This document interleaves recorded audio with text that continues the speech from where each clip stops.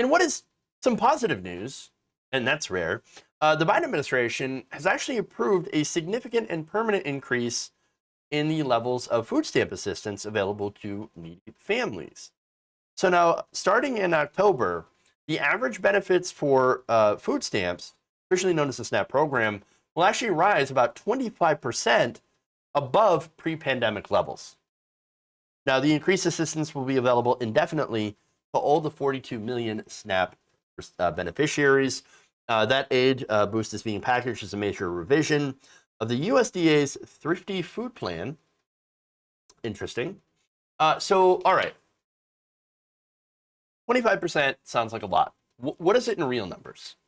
Well, the monthly per person benefits will actually rise from $121 to $157. So, look, it's an increase. That's good. And look, it's better than a decrease. Look, Republicans have consistently tried to do everything they can over the last 4 years and beyond to cut the SNAP program. And so it's not that. Finally, there's a little bit of an increase. Now, as HuffPost reports, the increase is part of a multi-pronged Biden administration effort to strengthen the country's social safety net. And again, I agree with that. I absolutely agree with that. I think it's good. I support it. However, I think, of course, it could go further. In fact, activists say the previous levels of pre-pandemic SNAP assistance simply weren't enough, forcing many households to choose cheaper, less nutritious options, or simply go hungry as the funds would run low towards the end of the month. So anybody who has been on food stamps before could probably attest to that, of having to, at the end of the month, make things stretch, sometimes for a week, week and a half at a time. And that can be an incredibly long week. So now this means no fresh fruits, no vegetables, which are more expensive. They go bad more quickly, which is why people on food stamps tend to choose cheaper, more processed food that happens to be unhealthy. So I know there's this narrative from conservatives that they're like, oh my God, why are these people on food stamps so fat? Oh, look at all the fat people on food stamps.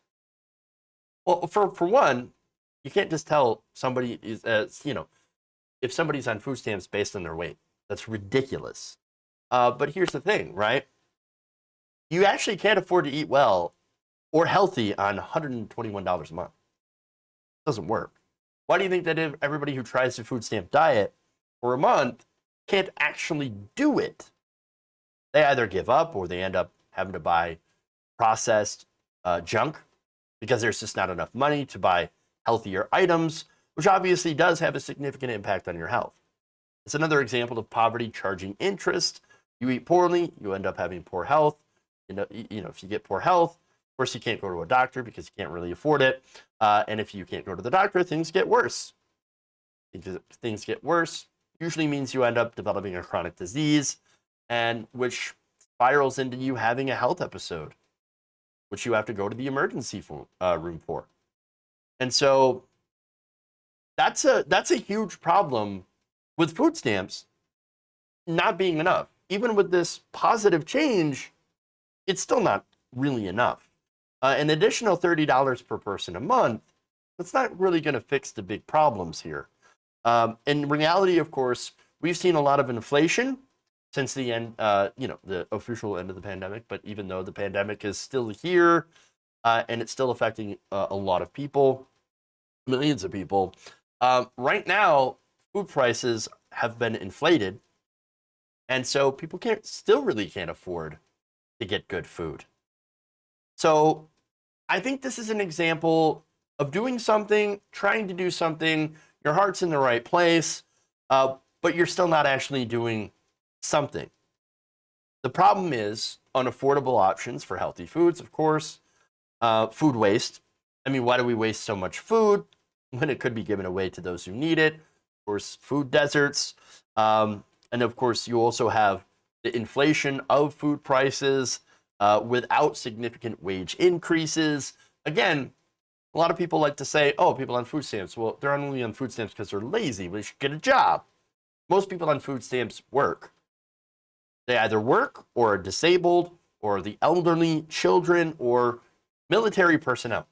Well, what about troops? I thought you cared about the troops, right? You want to support the troops? The troops, in a lot of cases, are on food stamps. Very seldom do you run into people like the lobster, buying lobster on food stamps guy that Fox News paraded out years ago. Years and years ago. Why? It's because the vast majority of people that are on the program, they're not stupid. They want to eat for more than 2 days in a row. And that's what happens. You're not going to be able to, if you buy steak, lobster, and shrimp, with food stamps, you're going to eat for like 3 days max, and then you're done. And you're out. And so holding people up like that as an example of systemic food stamp fraud is just absolutely patently ridiculous. It's incredibly rare. And look, take it from me. At one point, me and my family were on food stamps. And look, anybody who knows there's a lot of means testing involved, a ton of paperwork. There's a constant scrutiny on your assets and your spending, on your income. Every little thing counts against you, plus even more. Even when you're careful, this does not last unless you're, of course, you're doing bad, be it red beans and rice every night. So yeah, this is nice to see, being it is a large increase from what we had before, 25%. But it also shows that what we had before was incredibly inadequate. If you enjoyed this video, please give us a like and share with your friends. You can subscribe and help out the channel by becoming a patron. It's patreon.com/Jeff Waldorf, or you can become a channel member as well by hitting the join button below.